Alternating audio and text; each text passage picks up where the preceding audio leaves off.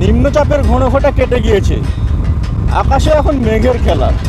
কাশের বনে কাশে তোলার সঙ্গে সঙ্গে ঢাকের বাদ্যির আওয়াজ, সব মিলে একটা পুজো পুজো আমেজ। আর আমরাও বেরিয়ে পড়েছি আপনাদেরই জন্য পুজো পরিক্রমাতে। এই মুহূর্তে আমরা NH6 ধরে চলেছি খড়গপুরের উদ্দেশ্যে। প্রথমে আপনাদের খড়গপুরের পুজোগুলো পরিক্রমা করে দেখাবার চেষ্টা করব, কতগুলো পারি দেখি আগে, তারপরে মেদিনীপুর যাব আমরা। খড়গপুর মেদিনীপুরের পুজো পরিক্রমা আজকে আমাদের আলাপন এক্সপ্লোরের বিশেষ নিবেদন। করোনার চোখ রাঙানিকে উপেক্ষা করেই এইবারে পুজো সেজে উঠেছে গোটা বাংলা। করোনা বিধি মেনে চলুন, আমরা যথাসম্ভব করোনা বিধি মেনে চলার চেষ্টা করব।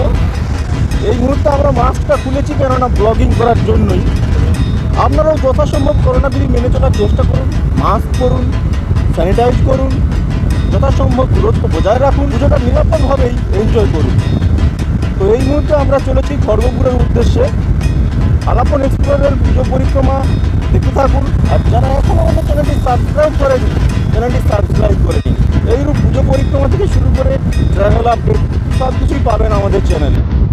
দেখতে থাকুন আলাপন এক্সপ্লোরার। এই মুহূর্তে আমরা খড়গপুরের উদ্দেশ্যে, একেবারে দেখা হচ্ছে খড়গপুরে। চলুন।